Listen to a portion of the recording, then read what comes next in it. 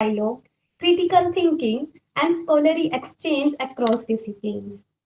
We have successfully completed 5 continuous years of this scholarly journey and are now proudly entering our 6th year, celebrating this remarkable journey of sustained academic engagement and consistency. Over the years, GSTS has provided a valuable platform for young scholars to present their ideas, share research, and engage in constructive academic discussions, making it a significant space for learning and intellectual growth.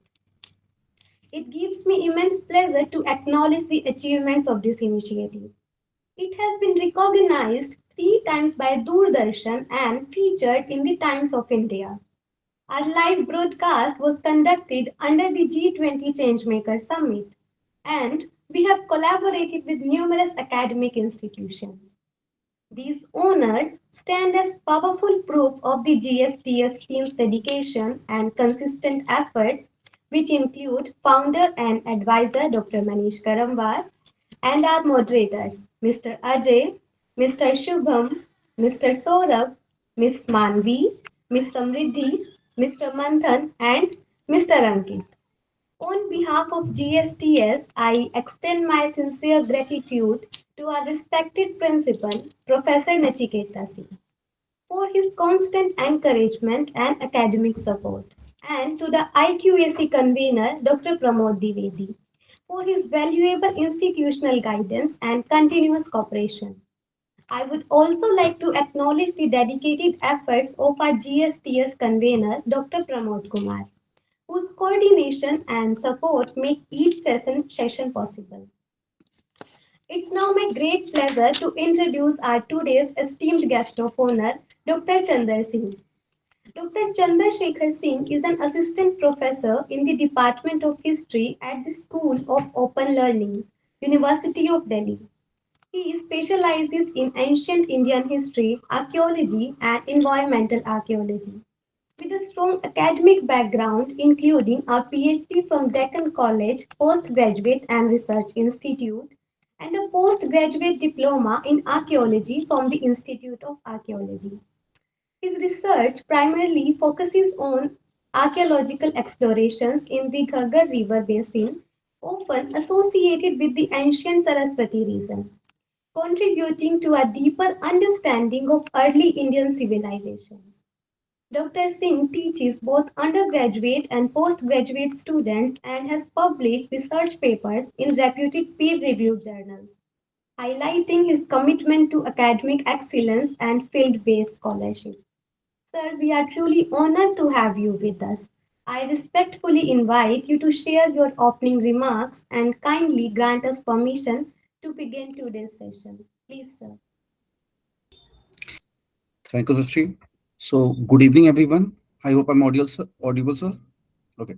So, first, Yeah, would like to thank GSTS team, Sakshya Society, to have me the guest of honor. Special thank to Dr. Karamwar, sir, for founder of the GSTS. As I get to know this, this platform is started from since pandemic 2021. It's from 5 years. जो ये अब से चला आ रहा है ये 5 सालों से लगा था और this is the 264th series of that particular talk series. It's very important to be part of this thing. I'm very honored to be part of this thing. This is a very meaningful academic platform where you find you get platform where students get encouragement and share their idea and develop confidence in research, in presentation skills. Further, they can move on to other platforms also. They can do better for in their futures. Today, we have the topic with history and historiography, and our speaker is Dr. Shreya. And as we speak, history and historiography is a very important topic. And history is not just about the past event, but also about how we understand and interpret it. So different historians have different facts in the, have different views of the same facts. So and what this is very important to understand historiography, how historians have different point of views. So historiography is very important. So I look forward to Dr. Shreya for his talk. So I request Dr. Shreya to commence the session.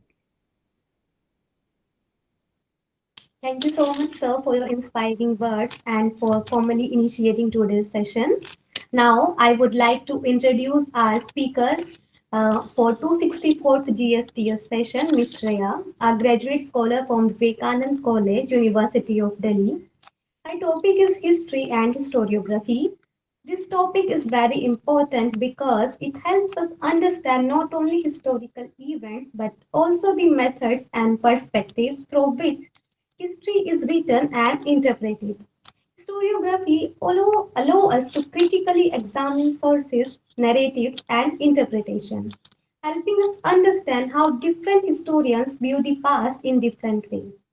It encourages us to think critically about evidence, ideology, and historical writings, making history more analytical and meaningful.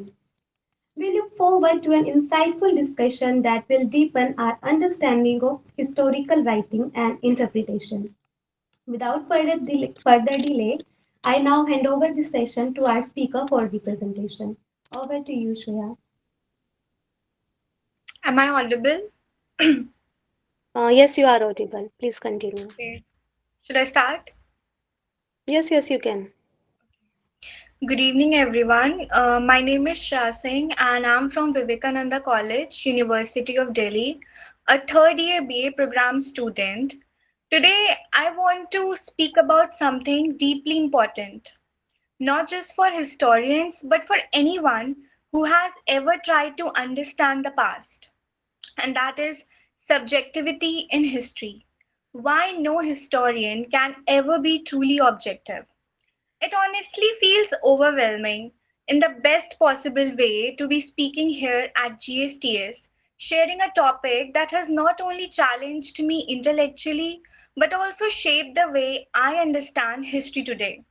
Before I begin, I want to acknowledge my teachers, Dr. Ritesh sir, Naveen sir, and Dipesh sir, who pushed me to think deeper, question boldly, and speak with clarity.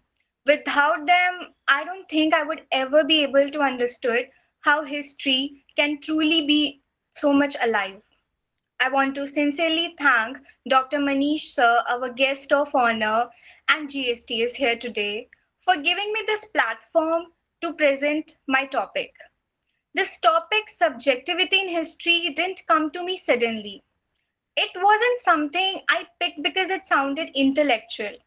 It started in a very ordinary classroom moment during our class of cultural transformation of early modern Europe.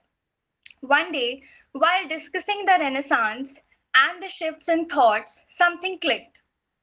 I was thinking that how the different historians interpret the world differently based on their time, place, and living experiences. And I remember thinking, if humans can never see the world same way, how can historians interpret the world in the same way? For example, if you ask two siblings about their childhood, they face the same childhood, but they will share their experiences differently. They have the same house, they have the same parents, but they share the different stories. So if human beings cannot agree on the history of their house, how can you expect historians to agree on history of the entire civilizations? Why do two people read the same event so differently? Why can one document be interpreted in opposite ways by different historians? Why does history shift when society shifts? And I slowly realize history is not written by machines.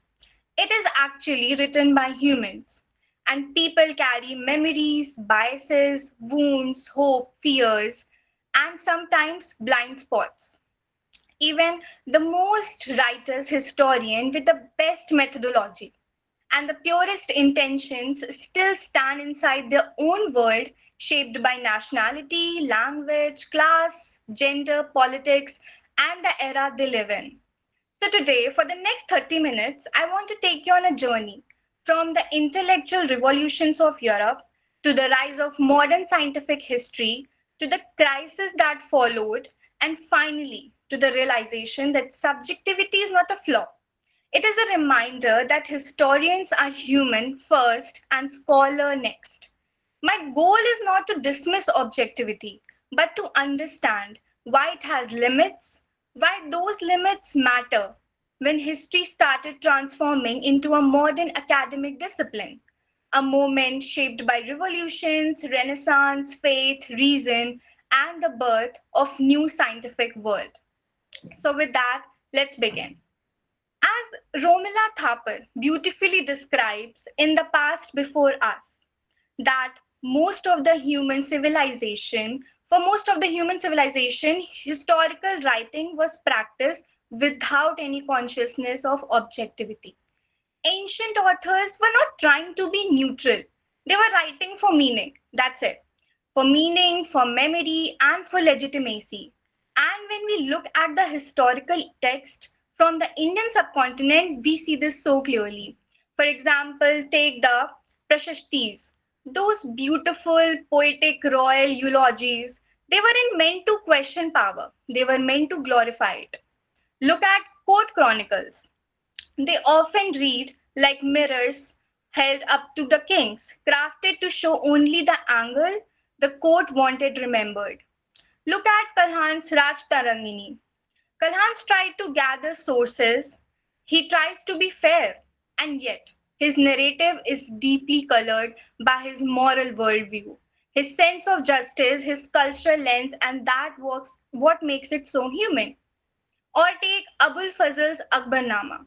It's a masterpiece, definitely yes, but it is also a portrait of Akbar, painted with admiration, loyalty, and philosophical devotion. It tells us much more about Abul Fazl's mind as it does about Akbar's court. These works are priceless, but they are not objective, and they were never meant to be. History was not science. Then it was a storytelling, it was a memory, it was power, it was imagination, and it was human. And this continued for centuries across civilization. Even Herodotus, often called the father of history, include myths, speeches, and dramatic flair. So, in short, I want to say that during the ancient time, history was written without any consciousness of objectivity. So the obvious question arises, when does this consciousness of objectivity actually begin? For that, we must move to the late 18th and early 19th century, a period when the world itself was being reimagined. The Renaissance, Reformation, Scientific Revolution, Industrial Revolution, the Enlightenment, often known as the Age of Reason. The Renaissance had revived the critical human thought. The Reformation has challenged the religious authority. The scientific revolution taught the world that truth must be verified. The Enlightenment insisted that reason must guide human understanding. And then the Industrial Revolution transformed every aspect of life. These intellectual earthquakes, I would like to call them, these intellectual earthquakes didn't just change the society or technology, they changed how human beings thought about truth itself. This is when history starts evolving into a modern academic discipline. Universities begin to institutionalized. It is in this period that historians begin asking the most important question: can we write history the way scientists study nature? This is the moment when the debate between the subjectivity and the objectivity truly starts taking shape. The French historian Marc Bloch later described this moment beautifully. He said, history finally began examining not only the past, but the tools with which we study the past. And that is the beginning of modern historical consciousness. A world in which the historian is no longer a storyteller, but a thinker, a researcher, and an interpreter, consciously aware of their own subjectivity. This is where our debate between subjectivity and objectivity truly begins. They wanted a historian to lead in a path where a historian can truly become objective. They wanted to treat history like science. Now, let's step into something far more personal than data or dusty archives, the inner life of history itself. The story of how ordinary human beings, with all their fears, dreams, prejudices, and hopes, tried to build a discipline that claimed to be neutral and objective. But believe me, this journey isn't a timeline, it's a human drama stretching across 5 different centuries. A drama where every historian is not just a scholar, but it is a character. Some of them were idealists who believed truth could be captured like light in a jar.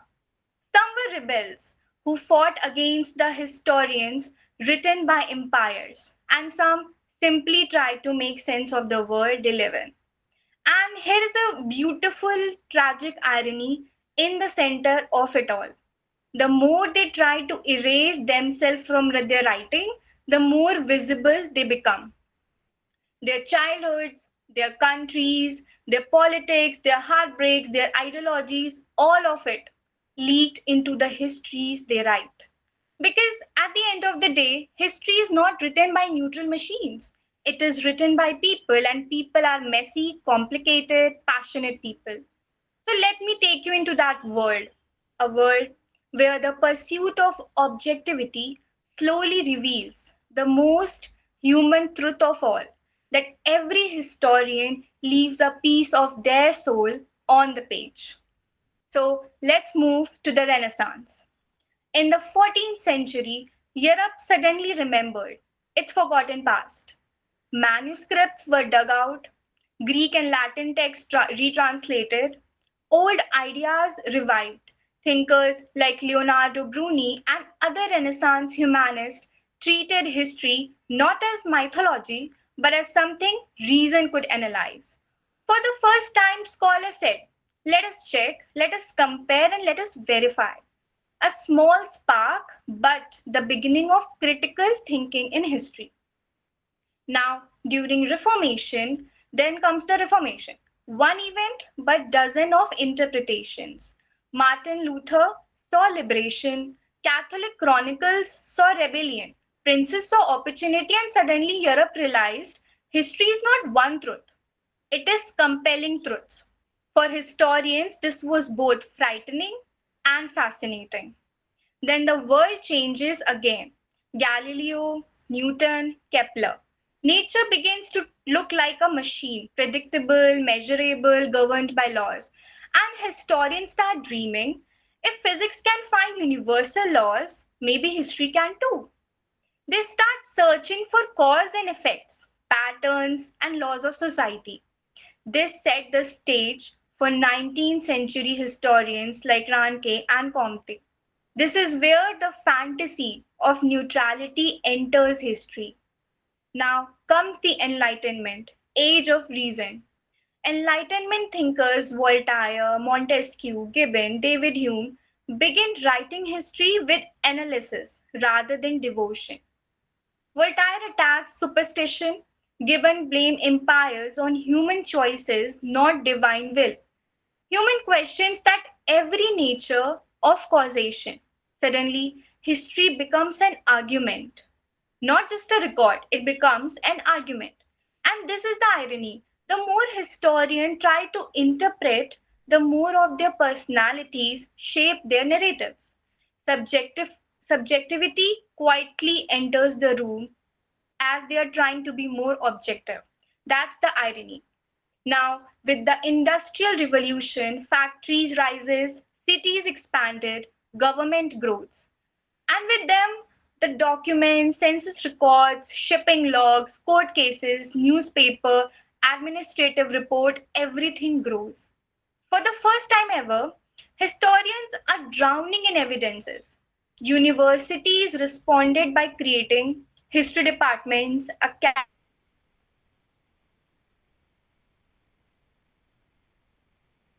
academic chairs, professional training, methodological rules, and this is when historians begin to think. Now that we can have finally so many documents, maybe we can become perfectly objective. because they were thinking that since they were having so many written records, like as in science, they can become more objective or perfectly objective. And that is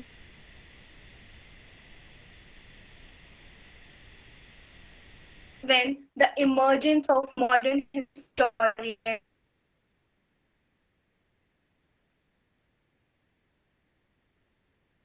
comes into the top.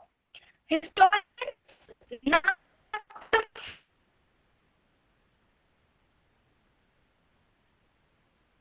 first self-conscious question. Can we write history as science? And at the center of this movement starts three giant historians. Sorry to interrupt, Shreya. Your voice is breaking. तो please या तो आप अपना Leopold von camera बंद Ranke, करिए. the man who insisted, show what actually happened. He believed आपका that voice history can काफी be ज्यादा mirror, ब्रेक free हो रही है, just तो आप अपना कैमरा बंद कर लीजिए and then try to speak. now. Am I audible? Yes, yeah, continue please. Okay. So as I was Yes, you are. saying, okay. So as I was saying that historians now ask the first self-conscious question: Can we write history as science? And at the center of this movement stand three giant historians. Leopold von Ranke, the man who insists, show what actually happened. He believes that historian can be mirror, free of bias, simply describing facts. Auguste Comte, the philosopher who says, human society is governed by laws just like nature. If you observe carefully, we will definitely find them. John Stuart Mill and Henry Buckle, who tried to apply scientific laws to history and society. This school becomes known as positivism, the belief that facts are neutral, facts speak of themselves. Historians can remove their subjectivity. Ranke's method, archives, footnotes, primary sources become the golden standard of history. And the world believes it. For a moment, everyone believes it, to be honest, that objectivity is possible. And if we even discuss in class, instead of subjectivity in history, people focus on objectivity in history because they think that we should lead towards the pure objectivity. But pure objectivity is really possible or not? So that was happening during the late 18th and the early 19th century. History can be science, they believe. But then comes the twist. The more historians try to be neutral, the more scholars begin noticing something. So, who selects the document? Who chooses which facts matter? Whose voice enters the archive and whose voice is missing from it? When you will answer these questions, you will realize that what actually the historians are trying to hide and what they were revealing. As E.H. Carr famously said, the historian without document is rootless, but documents without the historians are dead, meaning facts do not speak, historians speak, and they cannot escape themselves. This is the beginning of the crisis that will explode later, but before that, let's delve what was happening in 19th century. Who laid this a strong idea that objectivity can be attained? Well, after centuries of chaos, faith, revolts, and revolutions, the 19th century suddenly stood up and declared, we can make history a science. Yes, a science. As exact, as neutral, as clean as physics. And leading this bold dream were two towering figures, Leopold von Ranke, the man who shaped modern historical writing, and Auguste Comte, the founder of positivism. And honestly, if you listen to them, they sound almost poetic in their certainty. The positivist promise: facts will save us. Comte believed human knowledge evolves in three stages: theological, metaphysical, and then the final scientific stage. In this stage, he said, society moves through laws, history reveals patterns, and progress is measurable, predictable, and rational. For the first time, people began saying history should discover laws like science does. Then comes Ranke, who famously claimed that the historian's job was simply to tell the past as it actually happened. He insisted, go to the archives, verify every line, avoid emotions, avoid judgment, remove yourself completely. The historian was supposed to be like a mirror, polished, neutral, untouched. In fact, Ranke truly believed that if the historians step aside, truth would walk in on its own. And so, by the late 19th century, many universities started training students like scientists, believing that with enough evidence, the past could be made objective. It was a powerful idea, a beautiful idea, and a tempting one too. But then, we come to the moment where the dream of pure objectivity truly shattered. Throughout the 19th century, positivist historians believed that fact equal progress. The argument was simple. If we collect enough facts, verify them scientifically, identify cause and effect, and write history as it actually happened, then society will advance. Humanity will march forward and knowledge will bring peace. It was a beautiful belief, almost innocent. But then 1914 happened, and suddenly the world realized facts did not prevent the war. World War One. Facts did not explain the war. Facts certainly did not guarantee progress. Historian after historian who once worshipped archival truth now confessed that their discipline had failed. The British historian E.H. Carr later wrote that the idea that facts simply speak for themselves was not only naive but dangerous. The German intellectuals who had believed in scientific laws of history suddenly saw science being used to justify nationalism and violence. The positivist promise collapsed. Also, a very disturbing thing happened during World War One, which everyone should think about it. If the goal is to be objectivity and they were writing facts without any biases, then how every nation used facts to justify itself and why they did. German had its own facts, Britain had its own facts, France had its own facts. So even neutral countries produced objective histories that weren't objective at all. If facts were truly neutral, how did they multiply like this? How were they twisted so easily? This is when historians realize something profound. Facts are not dangerous. The interpretation of facts is. And interpretation always comes from humans. Humans with fear, trauma, nationalism, desire, memory, and loss. So the war did not just kill the positivist dream, it exposed the truth that Ranke and Comte tried so hard to ignore, that history is not made of facts. History is made of people. After World War One, historians finally began to ask, if facts cannot guarantee progress, then what can? And the answer was uncomfortable but liberating. That is subjectivity.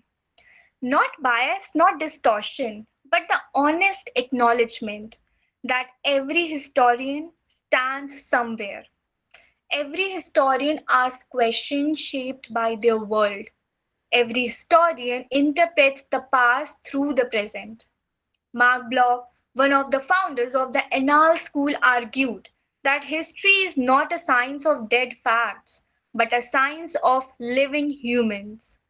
He said, the historian is like the Orge in the fairy tale. Whenever he smells human flesh, he knows there his prey lies, meaning the historians must seek the human, not just the document. Lucien Febvre added that emotions, beliefs, mentalities matter as much as records. Because humans choose what to preserve, humans decide what to destroy, humans shape the archive, and this is why pure objectivity is impossible. Now that we have seen how positivism collapsed after World War One, we will see how historians rebuilt the discipline. In France, two remarkable historians, Marc Bloch and Lucien Febvre, decided that history had to become something more than dusty facts in a file. They created what came to be known as total history under the Annales school. And their idea was simple but revolutionary. To understand the past, we must understand the whole of human life. And Bloch said something that completely shook the idea of objectivity. The historian is of his own age. When he tries to deny it, he deceives himself. That one line destroys the illusion that a historian can ever be truly neutral. Now, let's look at another school just as powerful but very different, the Marxist school, represented by thinkers like R.G. Collingwood. This school asked a completely different question. Why do things happen? What forces are shaping society? And their answer was unapologetically structured. Class conflict, economy, power, exploitation, ideology. Marxist historians did not care about describing events, they wanted to explain them. They didn't believe in neutrality at all. In fact, Collingwood famously wrote, all history is the history of thought, meaning the historian must interpret, must rethink, must put their own mind into the past. Sorry.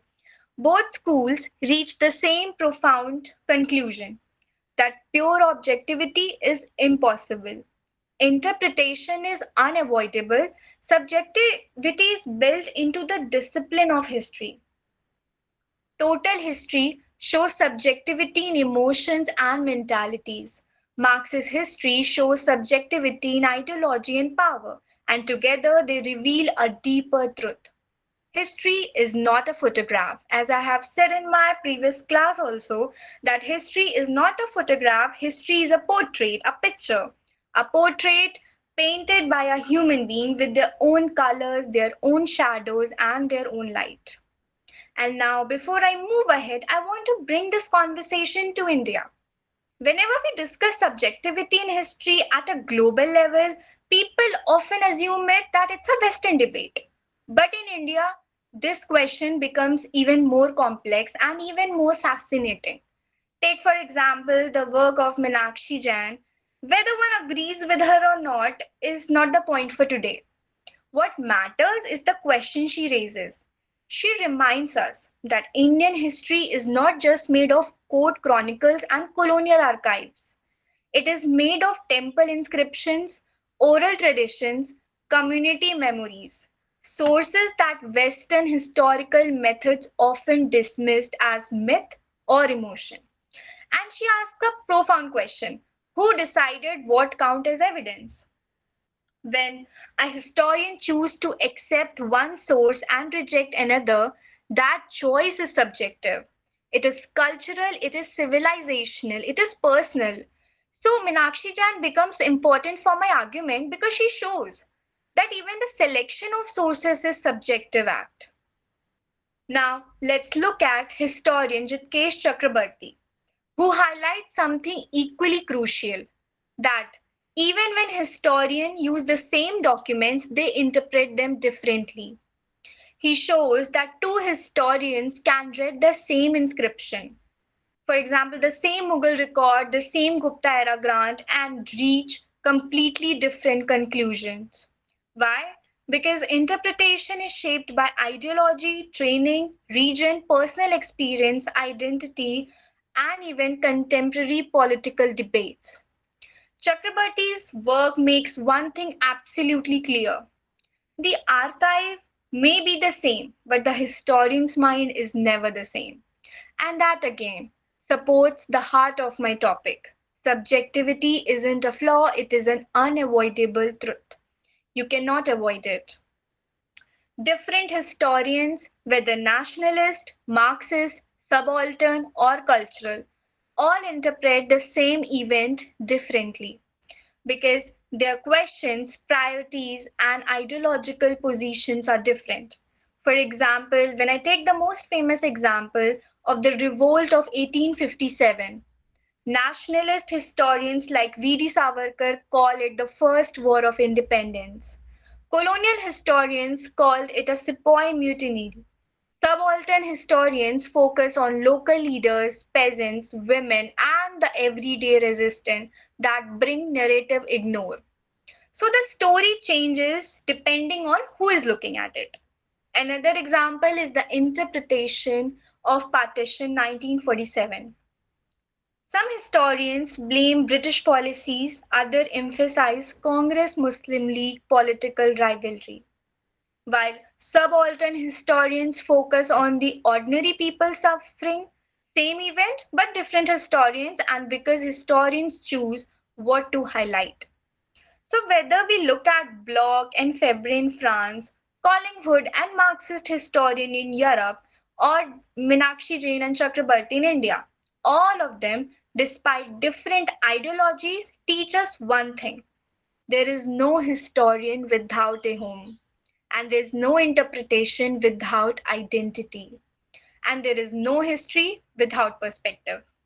And this is why insisting on pure objectivity becomes impossible, especially in a place like India where history is constantly alive in public memory.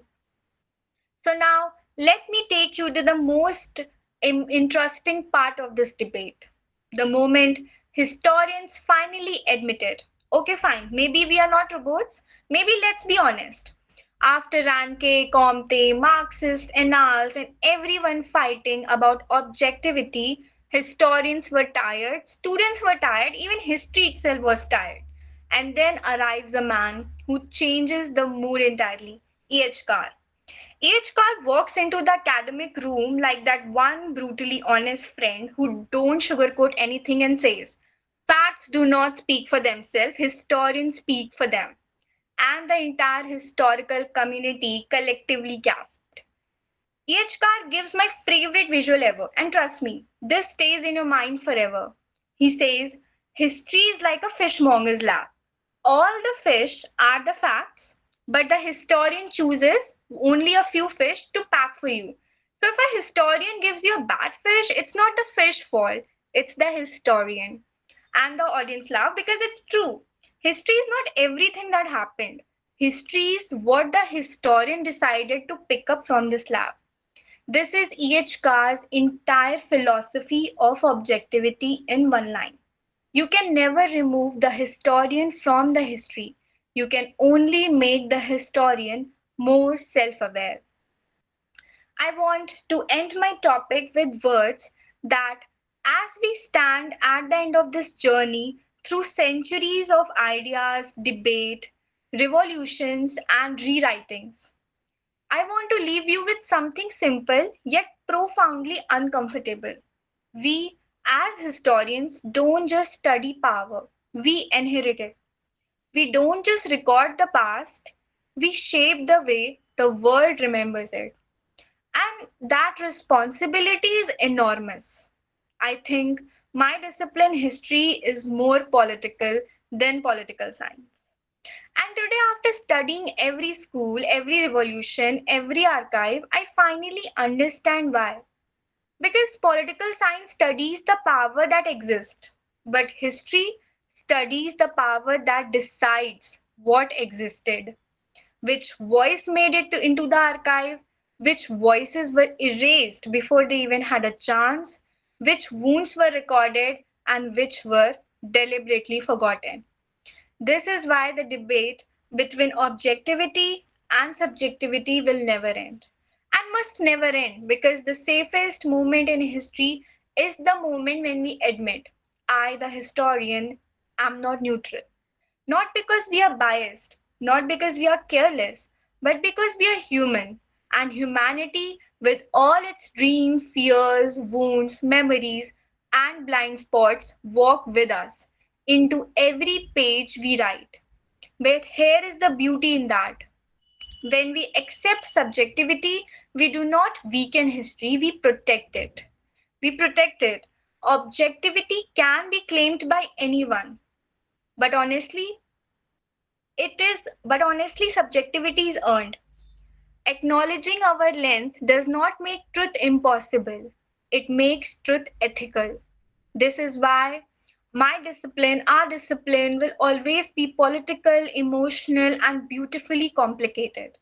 Because history is not a mirror of the past, it is a negotiation with it. And as long as we stay humble enough to question ourselves, brave enough to confront power, and human enough to recognize our own subjectivity, history will remain not the story of rulers, but the story of all of us. That's all. Thank you so much. Thank you so much, Shreya, for that insightful and engaging presentation. Now, without wasting our time, I want to ask you one question. Yeah. So, am I audible? Yeah, sure. Please go ahead. Okay, okay. So, आप पिछले एक week से जीएसटीएस के साथ हैं, तो आपका experience क्या रहा है जीएसटीएस के साथ? Okay, so I would like to thank GSTS and Dr. Manish sir for helping me so much.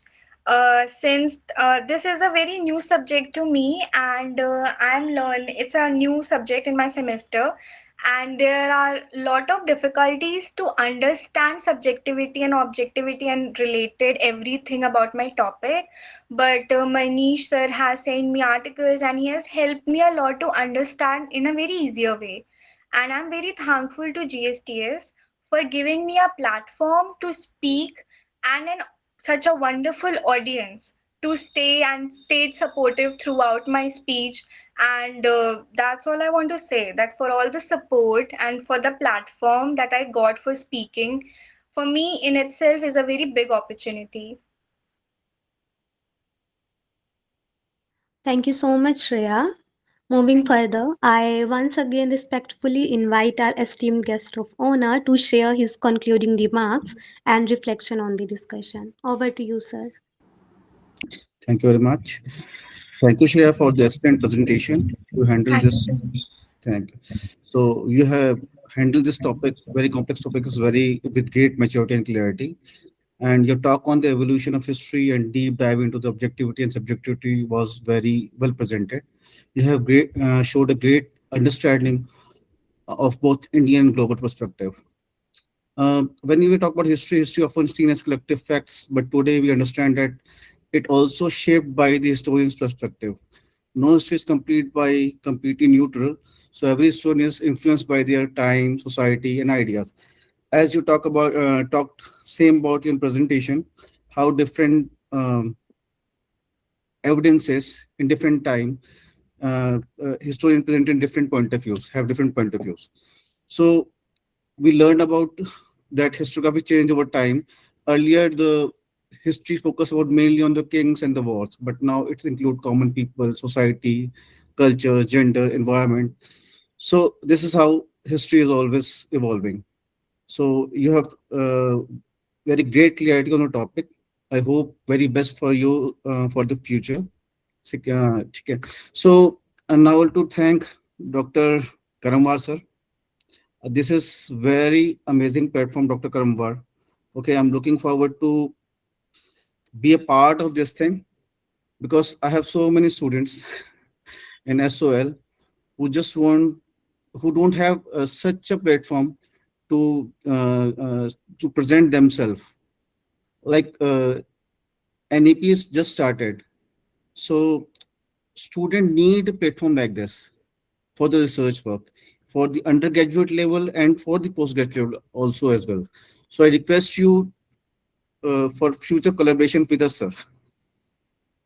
Okay, thank you very much, sir. Okay. Thank you so much, sir, for your valuable remarks and guidance. Your insight truly enriches today's discussion. Now, before we move to the final closing, we would like to announce the Speaker of the Month for February. Every month, GSTS recognizes one speaker for their outstanding academic presentation and contribution. So, for the month of February, we have four excellent speakers. We have Mr. Harsh and Ms. Pragati, who presented on electoral rights of persons with disabilities in GSTS 257. Next, we have Soumya Solanki, who spoke on Greenland in GSTS 258 on 8 February. Next, we have Ms. Sonam and Ms. Srishti who presented on communicable disease and incommunicable communication in GSTS 259. And lastly, we have Mr. Rishabh who spoke on labor and leisure in GSTS 260. So, now, based on the voting results, the speaker of the month for February is Ms. Soumya Solanki for her presentation on Greenland. Many congratulations to Ms. Soumya for this well-deserving recognition. We appreciate your contribution and wish you great success in your academic journey. If you are in meeting or आपको कुछ बोलना है तो you can. I think she's not here, Srishti, so go ahead. Okay, no issue. So, as we come to the end of today's session, I would like to sincerely thank our esteemed guest of honor, our speaker, and all the participants for making this discussion meaningful and engaging. Today's talk on history and historiography reminds us that history is not just about past events, but about understanding how narratives are shaped and interpreted over time. GSTS continues to be a platform where such academic dialogues help us think critically and broaden our perspective. Thank you everyone for your active participation.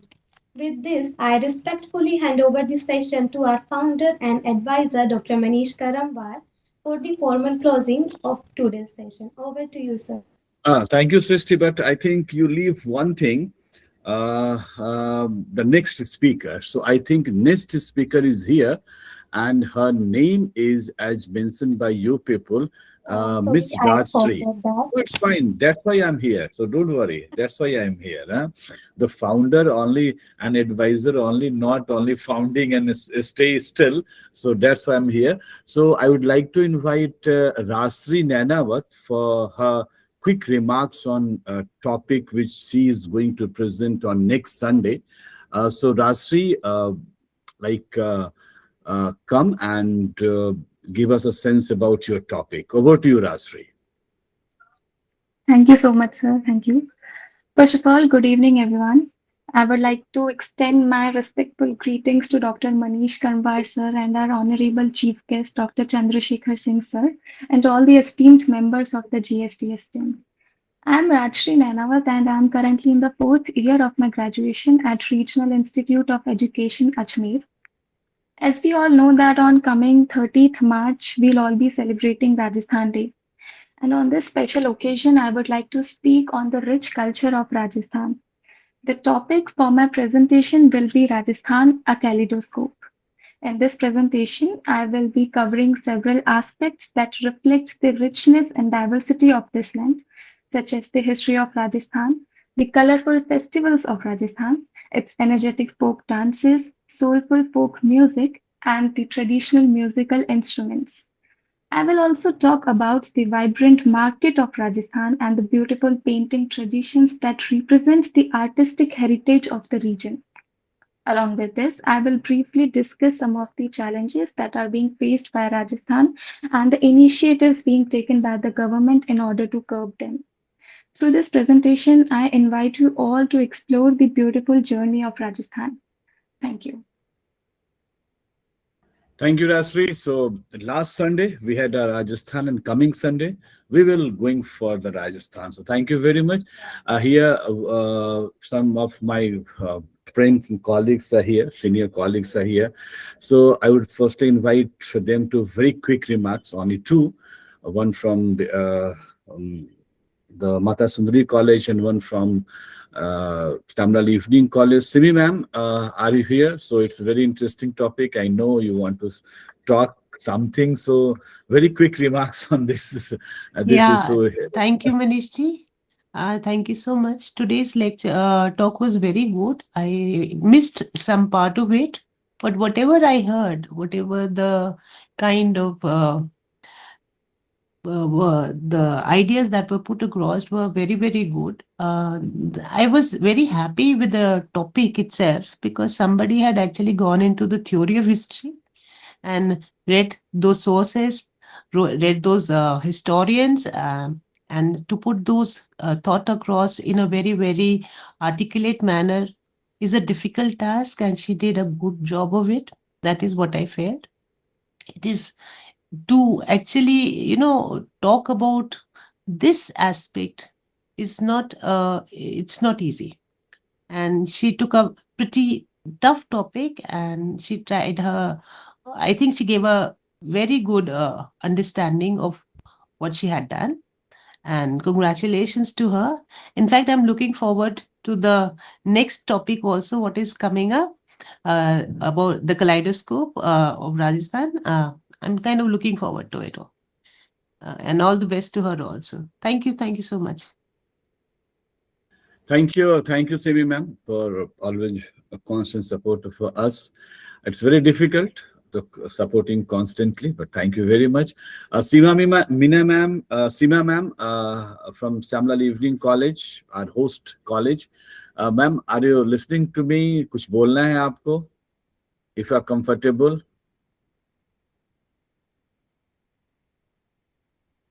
Okay, maybe she's traveling. No issues. Dr. Akriti, want to say something? From Shyam Lal Evening College, Dr. Akriti. Yes, sir. Good evening. Thank Good you so much, sir. evening. Good evening. Yeah, I want to just say a few things that, of course, this topic is really interesting because when we read about historiography and methods of history writing, it is really important and very important question which come across that history is about objectivity or subjectivity. So I found it very interesting and I have seen it like it is a transition in the history writing when we saw the emergence of annals school. Then when even I was teaching this subject, particularly annals, then I found that of course history should be written as objectively as possible, but there is always a scope of case studies. Like we have seen the method of microhistory as Carlo Ginzburg's idea about history writing. Even in our research also we are focusing on microhistory. Each and everyone is focusing on certain particular area or identity or any caste or any gender. So it is really interesting but still yet very debated questions.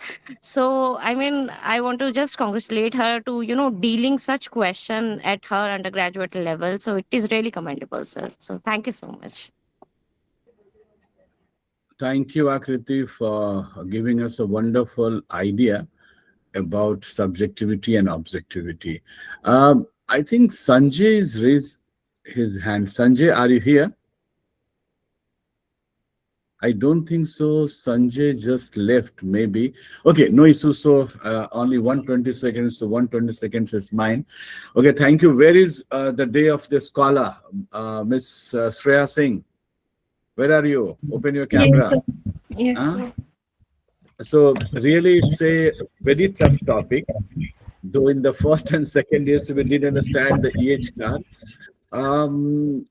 but you understood very wisely and portray not only EH car, otherwise Arthur Marwick, Collingwood, and positivity and other things about the history and historiography. I'm not going to talk about all these things because from last so many years we have had all these discussions.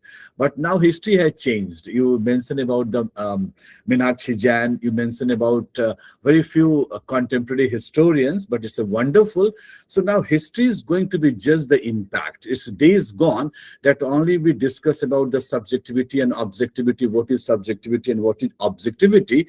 But now in the coming days, suppose that the wars are going on, like Russia and Ukraine and other Iran and America.